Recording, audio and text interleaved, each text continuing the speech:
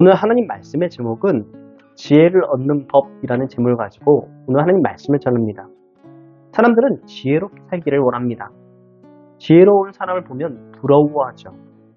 그 이유는 지혜로우면 사리에 밝고 일처리가 또 정확하고 빠르기 때문이죠. 어리석은 사람은 쉽게 풀 문제를 더 어렵게 만들고 도리어 이를 망치는 경우도 있습니다. 그래서 우리는 지혜롭기를 바랍니다. 그래서 지혜로운 사람은 어떤 사람인지에 대해서 우리가 생각해 봐야 되겠죠. 지혜로운 사람은 부모님의 말씀, 부모의 말씀을 잘 따르는 사람, 엄밀히 말해서 부모를 공경하는 사람, 그것이 지혜 있는 사람이라고 할 수 있습니다. 여러분, 듣는 귀가 있어서 부모의 말, 부모의 지혜를 받아들일 수 있는 사람이 지혜로운 사람이라는 것입니다. 지혜는 젊다고 힘이 있다고 얻어질 수 있는 것이 아니죠. 인생이 어느 정도 살고 세상 경험에서 나오는 것이 지혜입니다. 20세에 간 넘은 사람과 80평생을 산 사람의 그 경험 차이, 지혜는 아주 많이 차이 난다고 볼 수 있습니다. 20대는 30대, 40대, 50대를 살아보지 않았기 때문에 한 번도 가보지 않은 길을 가야 합니다. 그래서 젊을 때는 미래에 대한 어떤 막막함이 있습니다. 근데 그 지혜를 가지면 그 막막함을 뚫고 좀 더 쉽게 갈 수 있다는 거죠. 쉽게 간다고 해서 그냥 놀고 먹고 간다는 의미가 아닙니다. 지혜를 가지고 지혜롭게 더 발전하면서 갈 수 있다는 것입니다. 그런데 어르신들의 그 길을 다 갔던 그 길을 지혜를 받으려면 그 사람들의 귀를 기울여야죠. 우리는 그의 말을 경청해야 됩니다. 그럼 공부도 마찬가지죠. 학생이 IQ가 높고 똑똑하고 한다면 공부를 잘할 수 있는 조건이 되지 잘할 수 있는 능력이 되는 건 아닙니다. 그러나 IQ가 높다고 다 공부를 잘하는 것은 아니죠. IQ가 높을수록 공부를 잘할 확률이 높을 뿐입니다. 간혹 보통 사람보다 평균 IQ가 넘는 영재들이 있습니다. 그렇다 하더라도 조기에 그것을 발견하여 부모가 이끌어주지 않는다면 그 재능은 사장되고 맙니다. 천재가 될 수 있는 가능성을 가진 사람은 부모가 이끌어지고 지혜롭게 움직여 나가야지 그 아이가 살 수 있다는 거죠. 우리가 아는 동화 중에 토끼와 거북이를 잘 알고 있습니다. 아무리 토끼가 달리기를 잘해도 경기 도중 잠자고 게으르다면 거북이를 이길 수 없다라는 얘기죠. 그래서 어떤 의미에서는 학생에게 가장 중요한 것은 인내와 노력이라는 지혜가 필요합니다. 그런데 사람이 머리를 좋고 그 다음에 꾀가 많아도 성공을 못하는 경우가 봅니다.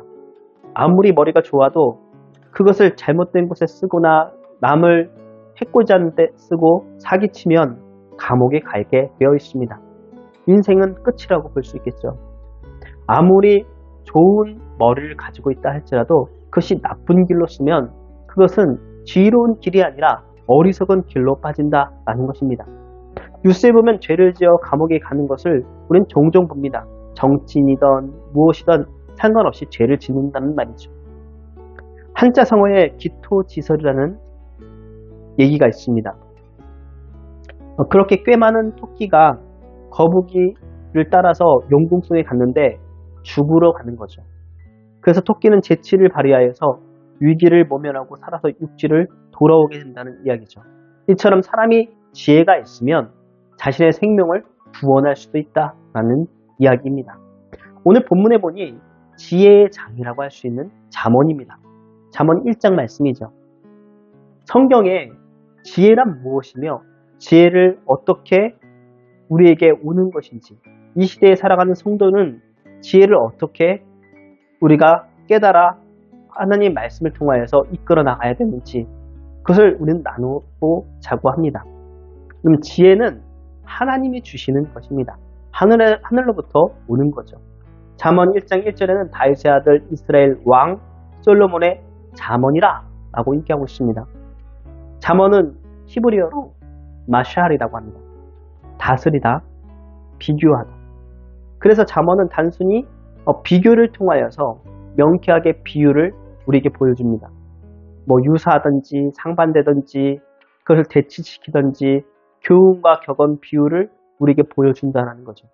솔로몬은 다윗의 아들이었습니다. 그리고 이스라엘 왕 위로 올리죠. 그러면 열왕기상 3장 말씀에 보면요. 솔로몬 왕은 그 왕에 오르고 모든 정적을 쳐내고 이제 솔로몬 왕궁과 여호와의 성전을 짓고 그 공사를 끝나는 마무리 시기에 있습니다. 그리고 기다리고 있죠. 그때 솔로몬은 여호와를 사랑하여 기브온에다가 제단을 쌓고 1000번제를 드립니다. 그럼 1000번제란 무엇이냐면 제물을 태워서 번제로 드린다라는 거죠. 그런데 이 번제를 1000번 했다라는 의미가 아니고요. 한 번에 뭐 1000마리를 했던 뭐 4번을 나눠서 1000마리를 했던 그만큼을 드렸다라는 거죠. 하지만 어떤 의미에서는 한 번에 드릴 수도 있고요.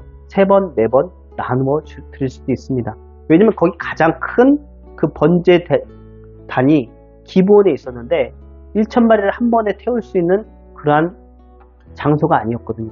그러니까 한 3번, 뭐 4번 나눠서 드렸을 수도 있습니다. 정확하지는 않지만 1000번제를 드렸다는 거예요. 솔로몬이. 여호와의 그 하나님께 감사하는 마음으로 그리고 자기가 원하는 것들이 기도하는 마음으로 하나님이 그날 밤 솔로몬에게 얘기합니다. 내가 내게 무엇을 줄고 너는 구하라. 이처럼 하나님을 사랑하여 신실한 그분을 예배하는 자에게 하나님은 소원을 들어주시기 위해 하나님은 우리에게 오십니다. 라는 것입니다. 그때 솔로몬이 무엇을 구했을까요? 힘센 장수라는 걸 붙여달라고 했을까요? 부귀영화 아니면 지혜일까요? 그럼 열왕기 3장 9절 말씀에 보면 누가 주의 이 많은 백성을 재판할 수 있으리까? 듣는 마음을 종에게 주사 주의 백성을 재판하여 선악을 분별하게 하옵소서. 지혜를 달라는 얘기 아니고요. 하나님의 백성을 내가 잘 돕기 위하여서 듣는 마음을 주시옵소서. 그런 마음이 있어야지 그 백성을 다스릴 수 있지 않을까 생각이 듭니다. 다윗은 그 많은 역사적인 그런 전쟁에 승리하고 많은 것들이 이끌어왔지만 솔로몬은 아직 연약합니다. 하나님이 그런 것을 주시지 않냐면 내가 이 백성들을 어떻게 다스립니까? 어떤 의미에서는 모세의 그 밑에 여호수아의 심정이 아니었을까 생각이 듭니다. 다윗은 엄청난 많은 지혜와 전략과 이런 것들을 가진 자였지만 솔로몬도 마찬가지였지만은 그러한 영향력이 솔로몬은 좀 적었죠. 그런 자기에게 하나님이 듣는 귀를 주셔서 이 백성들을 어떻게 다스릴 수 있는 그런 역량을 나에게 달라고 기도한 것입니다. 이러면 신약 성경에 믿음은 들음에서 나며 들음은 그리스도의 말씀으로 말미암느니라 라고 얘기하고 있습니다. 하나님의 말씀을 듣고 그것이 지혜가 되고 듣는 마음에서 나오는 것을 아는 겁니다. 지혜가. 어렸을 때부터 솔로몬은 분명히 하나님에 대해서 알았을 겁니다. 그 듣는 마음이 얼마나 중요한지를 알았을 겁니다. 하나님의 말씀을 듣는 것, 그것을 듣고 그것을 수용하고 그것을 이끌고 그 다음에 순종하는 그런 마음을 알았다라는 것이죠. 그럼 이스라엘 백성들을 재판에 나올 때 백성들이 억울한 그것을 마음을 솔로몬에게 놓았을 때 그 백성을 긍휼히 여기는 그 마음을 가지고 나아갔다라는 것입니다. 그러면 자신이 듣고 싶은 말을 귀를 쫑긋 세우고 듣다가도 자신이 듣기 싫은 말을 한다면 닫는 것이 사람의 본능입니다. 그런데 우리는 어떻게 그것을 이겨낼 수 있을까요? 우리는 본능에 따라서 사는 것이 아니라 하나님의 말씀을 지혜를 가지고 살아가는 우리입니다. 그럼 솔로몬은 남들이 듣기 싫어하는 아버지의 법, 훈계, 즐거운 마음으로 귀를 열고 들었다라는 거죠. 그래서 형 아도니아를 제치고 왕이 될 수 있었습니다. 하나님을 경외하는 자에게 그 왕위를 주신 거죠. 어떤 의미에서는 야곱과 에서와 같습니다. 에서는 어땠죠? 장자의 그 모든 것을 다 가지고 있음에도 불구하고 하나님을 경외하지 않아서 그래서 잃어버리고 말았습니다. 야곱은 그 방법은 잘못됐죠. 형에게 사기치고 아버지에게 사기치고 그래서 쟁취하려고 했지만 그것이 꼭 그대로 되지는 않았지만 하나님이 무엇을 보고 야곱에? 하나님을 경외하는 그 마음을 보고 야곱을 쓰셨다는 거죠. 그래서 하나님이 얘기하잖아요. 그러니까 야곱에게 뭐라고 얘기합니까? 지렁이 같은 야곱아. 그 야곱에게 무엇을 주십니까? 하나님을 경외하는 그 한 가짐을 가지고 복을 주신다는 거죠. 여러분, 아버지의 훈계를 들으며 아버지의 모든 것을 물려받게 됩니다. 솔로몬처럼 나라이든 기업이든 재산이든 모든 물려받았습니다. 그래서 듣는 마음을 중요시 여겼죠. 이처럼 한 나라를 다스리는 지도자는 듣는 마음이 있어야지 좋은 지도자라고 할 수 있습니다. 기업, 가정, 환경을 만들어주고 누가 땀을 흘려 일하며 잘 살 수 있도록 길을 열어주면 된다라는 거죠. 그리고 지도자는 대적들과 도적들로부터 백성을 지키고 억울한 재판이 없는가 그것을 살피는 것이 솔로몬이 생각한 심판, 그를 잘하며 듣는 귀를 가진 사람의 그런 마음이었을 겁니다. 그래서 솔로몬이 구한 것은 정의롭고 공의로운 재판을 하기 위해서 지혜를 구한 것이죠. 듣는 마음이 있어야지 이 재판을 공정하게 할 수 있지 않겠습니까? 솔로몬이 성사를 듣고 분별하는 지혜를 구하자 하나님은 그 구한 것에 마음이 드셨는지 하나님은 부귀와 영화가 그에게 따라오도록 하였습니다. 그러면 그때 창기 두 여자가 솔로몬에게 나왔다라고 합니다. 두 여자가 한 집에 살았는데요. 두 여자가 모두 자기 아이를 품고 있었습니다. 그런데 한 여자가 밤에 아이를 깔아 누워가지고 아이를 죽이고 말았습니다. 그러자 다른 여자가 잠든 사이에 죽은 아이와 바꿔치기 했죠. 그래서 아들을 바꿔치기 당한 여자를 아침에 일어나서 젖을 먹이려고 하는데 자세히 보니까 내 아들이 아니라는 겁니다. 그래서 둘이 싸움이 났습니다. 살아있는 아기가 내 아기고 죽은 아기가 내 아기라고 난감한 상황이 벌어졌죠. 지금처럼 DNA 검사가 있는 것도 아니죠. 이런 솔로몬의 선택은 무엇이었습니까? 칼을 가져오라 라고 얘기하죠. 그리고 신하들이 칼이 가져오니 이 아이를 반으로 뚝딱 잘라가지고 반반을 여자에게 나누어 주라 라고 했더니 진짜 어머니가 그 아이에게 그냥 주십시오 다른 사람에게. 그래서 지혜롭게 판결을 했다라는 이야기죠. 여러분, 이 재판 내용은 솔로몬만이 할 수 있는 것입니다. 지금에 있는 그 재판으로서는 아주 부적합한 그 다음에 될 수 없는 재판인데 솔로몬만이 할 수 있는 재판이었습니다. 그리고 그것의 진짜 여부를 판가름할 수 있는 능력이 있었다는 거죠. 솔로몬에게. 누구든지 이렇게 할 수 있다라는 얘기가 아닙니다. 그럼 그때 당시의 그 상황을 보자면 처참했다라는 얘기입니다. 얼마나 힘들었으면은 이 아기를 죽이고 그 다음에 그것에 서로 바꿔가지고 얘기했다는 그 얘기가 아니고요. 그 주변에 있는 사람들은 너무나 굶어가지고 아이가 죽으면은 일부러 죽여서 삶아 먹고 이런 상황이었는데 그래도 모성 본능이 있는 사람들이라는 거죠. 그러면 그 사람들이 이 아이의 어머니가 진짜이기 때문에 솔로몬은 그 아이의 그 생모에게 돌려보내주는 지혜를 하였습니다. 그럼 지혜가 어디에서 올 것 같습니까?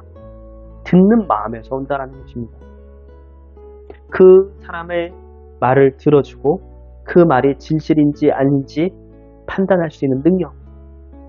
하나님의 말씀을 듣는 것, 그것이 진실이라는 것을 알고 하나님이 주시는 그 지혜를 받는 것. 이것이 우리에게 가장 중요한 이 세대를 살아가는 우리의 지혜입니다. 하나님을 공경하기에, 하나님을 경외하기에 지혜를 받는 것, 하나님 말씀을 받는 것이 우리에게 지혜가 된다는 거죠. 그럼 세상은 이전보다 더 급속도로 빠르게 바뀌고 있습니다. 이전 방식대로 살아가면 뒤처지기 마련이죠. 그렇다고 믿음 있는 성도들이 세상 교육의 방식으로 따라가면 또 많은 경제적인 뒷받침 없이 불가능한 것이 사실입니다. 그런데 믿음의 성도는 넉넉하게 우리가 이 가정에서 움직여 나갈 수 있는 그런 힘이 있다는 거죠. 그것이 무엇입니까? 부족한 것이 같지만은 하나님의 말씀이 있다면 우리는 그것이 지혜롭다라고 생각한다는 것입니다. 여러분, 유대인들의 교육을 보십시오. 유대인들이 많은 학원에 가서 그런 것들을 합니까? 그렇지 않습니다. 무엇을 하면 하나님의 말씀을 가지고 그는 그것을 애우고 그 다음에 그냥 선생님들 앞에다가 세 분 모시고 너가 궁금한 거 있으면 얘기해봐. 이렇게 해가지고 그런 교육을 한다고 합니다. 하나님의 말씀을 계속 보다 보니까 생각의 깊이가 생겨지고 그 다음에 그 말씀 때문에 지혜가 생기는 것입니다. 우리는 주입식이 아니라 어떤 의미에서는 하나님이 주시는 그것을 직접 내가 생각하고 하나님의 뜻이 무엇인지 고민해 보는 그런 지혜로운 사람이 되었으면 좋겠습니다. 말씀을 마칩니다. 그러면 이 세상에서 가장 필요한 지혜는 하나님의 주신 그 말씀입니다. 우리는 이 말씀을 듣는 귀가 있어서 그 듣고 아멘하고 순종하는 여러분, 오산세교 흡입교회 성도들이 다 되시기 바랍니다.